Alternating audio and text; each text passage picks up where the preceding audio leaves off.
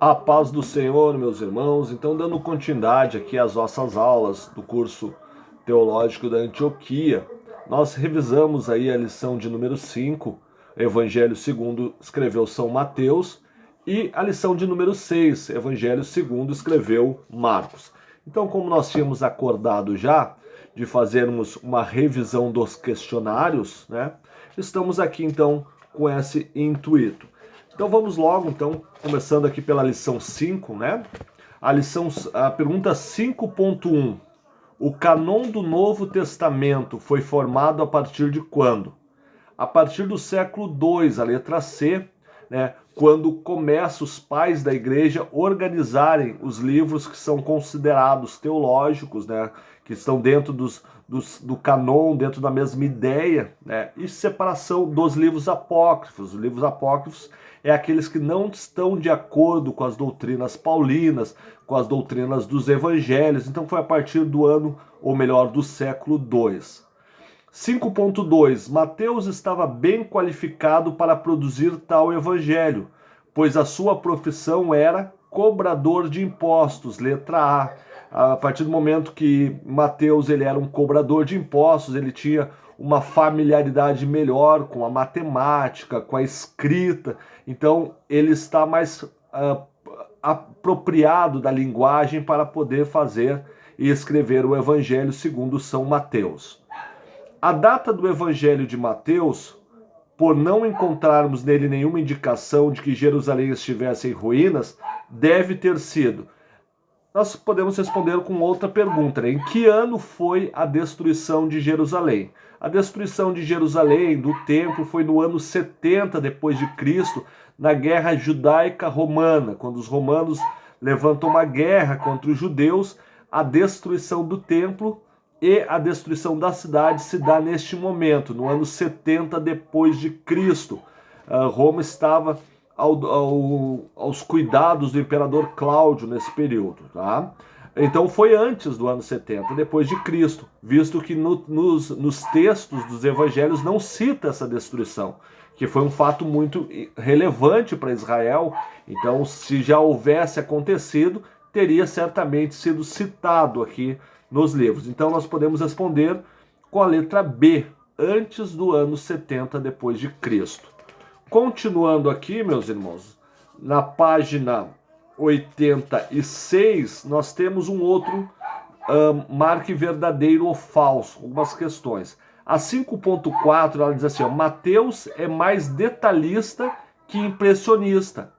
Ele entra em minúcia nas suas descrições, como fazem Marcos e Lucas. Bem pelo contrário, irmãos, ele não é tão detalhista, ele é mais impressionista, ele escreve as impressões que ele tem, aquilo que ele está vendo, ele escreve. Então, a letra F, falso. 5.5. O que o leitor principiante desejaria saber? Claro que, primeiramente, o que Jesus disse, depois ele fez e, por último, os resultados. Verdadeira. Questão 5.5 é V, verdadeira. 5.6. O capítulo 10 narra o milagre mais abrangente de todos, a saber, a transmissão do poder de operação de milagre aos 12 apóstolos. Essa aqui nós vamos dar uma olhada aqui, no capítulo 10, aqui dentro do livro, o que vai dizer, tá? Vamos ver aqui, ó. Capítulo 10, vamos ver o que diz. No capítulo 10, narra um milagre mais abrangente de todos, a saber, a transmissão deste poder de operação de milagres aos 12 apóstolos. Então ela é verdadeira, essa questão, 5.6.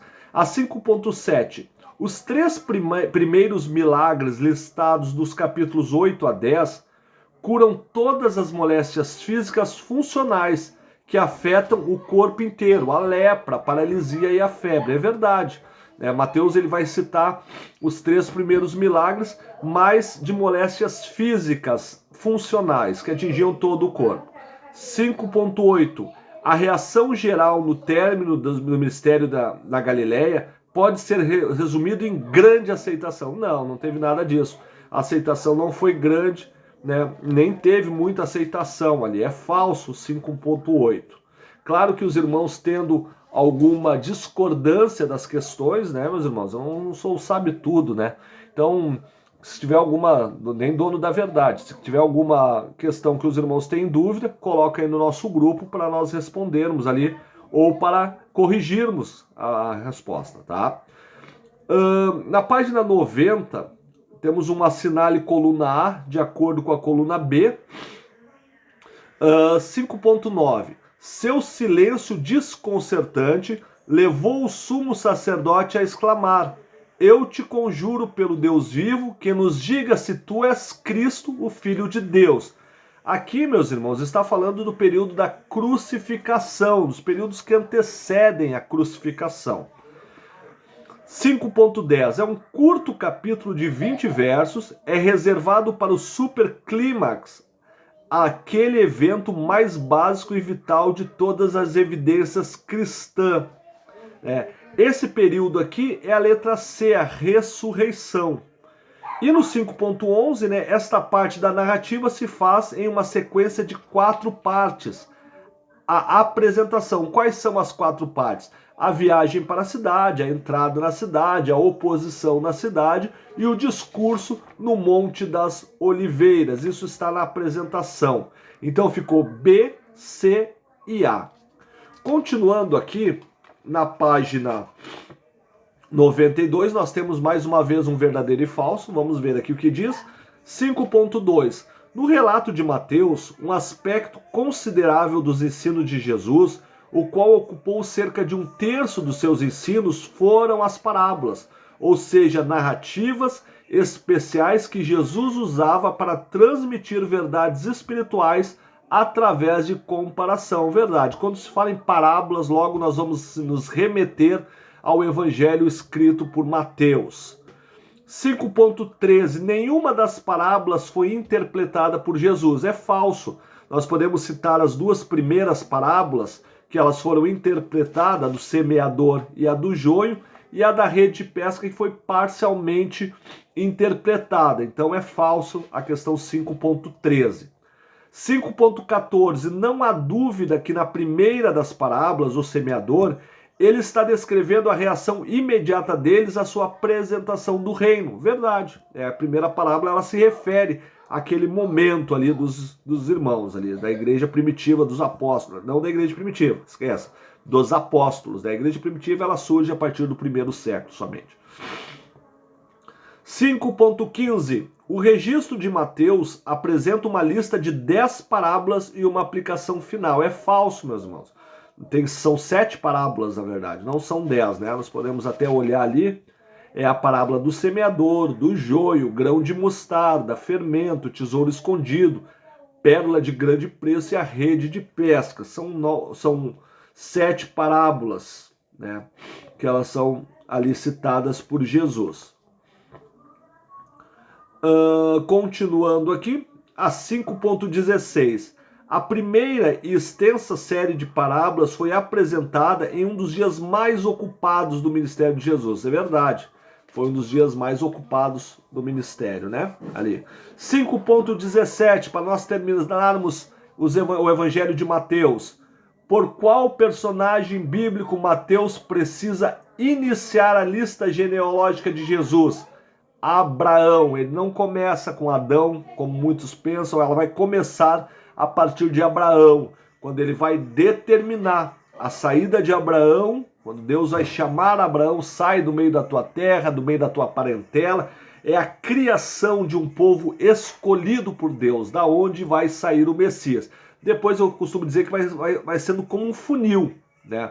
Depois vai citar Jacó, determinando que Jesus é da nação de Israel, depois vai citar Judá, que Jesus é da tribo de Judá, depois Arão ali, como tem um sacerdócio sobre os seus ombros, e assim por diante. Mas começa em Abraão. 5.18. Pode-se dizer que uma das razões de Jesus submeter-se ao batismo de João foi essa questão aqui, meus irmãos. Até eu não sei se alguém botou diferente. A letra B, a humildade. Mas nós podemos interpretar também como uma religiosidade judaica e uma formalidade, visto que como Jesus não tinha pecado e o batismo era de arrependimento, o fato de Jesus se batizar representou uma formalidade, um exemplo para os outros. Mas como tem ali, nenhuma das alternativas está correta e a humildade está inserida ali nesse contexto, então nós vamos marcar a letra B. Mas foi um pouco de religiosidade sim, foi um pouco de formalidade. Caso tivesse ali, todas as alternativas estão corretas, geraria um problema, né? Porque aí eu acho que todas estariam corretas. Tá bom, meus irmãos? 5.19. Com quais palavras Jesus repele o tentador, ali na tentação do deserto, depois de jejuar durante 40 dias e 40 noites, o Espírito do Senhor o leva até o deserto para ser tentado pelo diabo. E a resposta vai ser sempre dentro da palavra, está escrito. A resposta sempre, Jesus vai trazer, olha, o diabo vai dizer, olha, está escrito tal coisa, ele vai dizer, não, mas também está escrito. É pela palavra que ele vence. Amém, meus irmãos? Então aqui entramos agora no Evangelho de Marcos e vamos começar aqui o questionário da 6.1. Agora nós pensamos diferente, agora vamos pensar como Marcos para romanos. Até então pensamos em Mateus para judeus, agora Marcos para romanos. Com qual apóstolo Marcos se identifica como ajudante? Eu falei na última aula, expliquei bastante sobre isso, que Marcos ele era um secretário, um ajudante de Pedro. Então é Pedro, né? A maioria dos mestres colocam a data do Evangelho de Marcos entre 50 e 80, entre 60 e 80, ou nenhuma das alternativas, ou 75 e 80. Eu exemplifiquei a narrativa de Marcos no ano 52 depois de Cristo, tá? Mas o que diz o nosso livro? O nosso livro vai dizer que a maioria dos mestres colocam-no entre 50 e 80. Não é errado, não tá, né? Porque se nós pensarmos em 52 depois de Cristo, estaria dentro dessa resposta, 50 a 80, então a letra A. Embora Crisóstomo coloque a origem do evangelho do Egito, temos muitos motivos para colocarmos em qual cidade.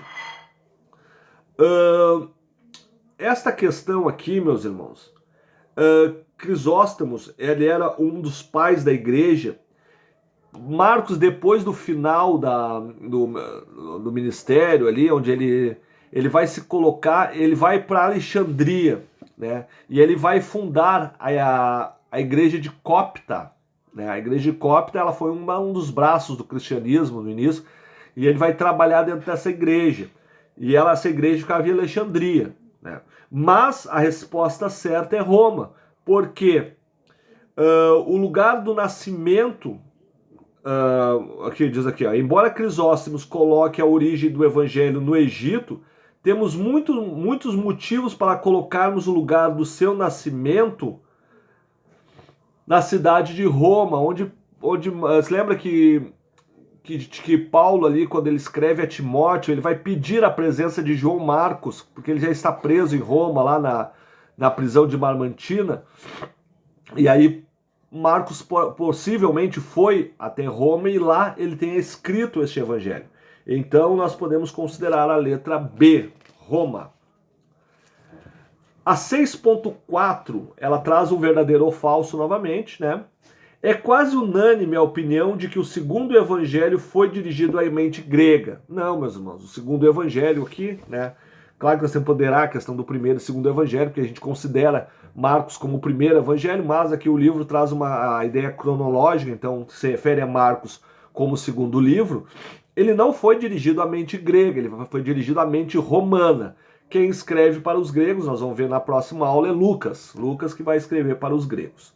6.5. Que os leitores eram romanos pode ser confirmado pela presença de certos latinismos encontrados no livro. Lembra que eu falei na versão da Vulgata, que é a versão romana dos textos, ela vai trazer muitos latinismos, muitas questões no latim, né? Então, aqueles romanos, quem vivia dentro do Lácio, que eles vão chamar, né? O Lácio eram os latinos. Quem vivia fora dos Lácios, dos Lácios, né? Que era a região onde os romanos eram chamados de bárbaros. Então eram os bárbaros e os lácios. Era a divisa naquela época, né?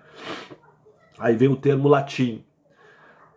Continuando aqui, a 6.6, diversas peculiaridades notáveis da narrativa de Marcos fazem dela uma exceção entre os evangelhos. Lembra que nós falamos daquela questão dos detalhes, do extra, né, que Marcos sempre traz quando ele fala na tentação sobre a presença de feras. Então, ele vai trazer essas questões, então 6.6 verdadeiro. 6.7, uma fantasia mística caracteriza tanto o estilo de Marcos como a sua narrativa simples dos fatos. Na verdade, não é uma fantasia mística, é um realismo vivo, na verdade, né? Então é falso essa questão. 6.7, falso. 6.8, a palavra característica deste evangelho de ação é eutes. Beleza, né? É isso mesmo. O qual ocorre cerca de 41 vezes e foi traduzida para logo, imediatamente, sem demora, dentro em pouco. Era tudo muito rápido o evangelho de Marcos, né? A 6.9, aqui é uma relação A com B, né? A 6.9, presente em Marcos 14 vezes, a palavra reino, letra C. E Marcos ele vai falar em reino de Deus. Lembra que Mateus ele vai usar mais a expressão reino dos céus. Parece que tem uma vez só que Marcos cita reino dos céus. A maior parte das vezes é reino de Deus, porque os romanos não tinham tanto essa preocupação que os judeus em falar o nome de Deus, né? O que Jesus fez é o que ele era, mostrava quem ele era, né? Através dos seus atos, ele mostra a sua personalidade. Então, a letra A, 6.10, A. E a 6.11 é que sobrou a letra B. Autentica o que ele ensinou, o que ele operou, né? Então fica CAB. Mais uma vez, irmãos, se os irmãos tiverem alguma discordância, fiquem à vontade, tá? 6.12, V ou F. A observação de Thompson é objetiva. Com toda certeza, embora posterior a Mateus, Marcos pode ter tendo copiado ou resumindo Mateus. É totalmente ao contrário. Marcos é o primeiro evangelho. Não vou dizer que Mateus e Lucas copiaram Marcos, mas eles tiraram muitas ideias do livro de Marcos. Então Marcos é a primazia, né? O primeiro livro. O evangelho de Marcos é também original no sentido apropriado, fruto de observação independente, de autoria também independente. Verdade, ele narra aquilo que ele viu através da vida de Pedro, do apóstolo.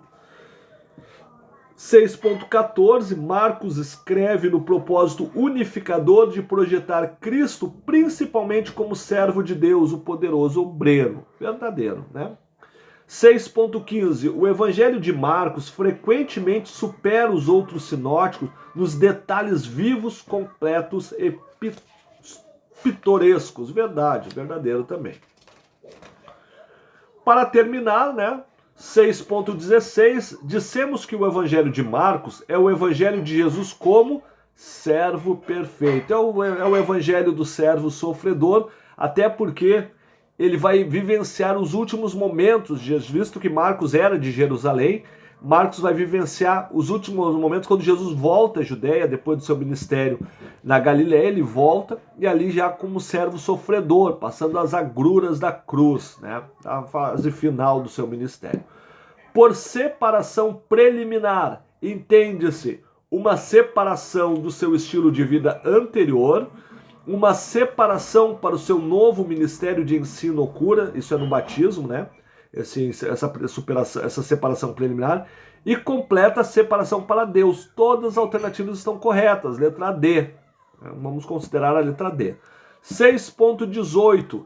Nosso Senhor viu algo, os céus se abriram, e sentiu algo, o Espírito desceu sobre ele. Esta preliminar refere-se à unção dada pelo Espírito Santo, pela voz de Deus, né? A voz de Deus seria mais na questão da confirmação. A unção é o céu se abrindo e o Espírito descendo sobre a vida dele. Amém, meus irmãos? Muito obrigado pela atenção, está aí a revisão. Aí fica à vontade os irmãos para questionar alguma questão aí, né? Fiquem à vontade. Deus abençoe a todos.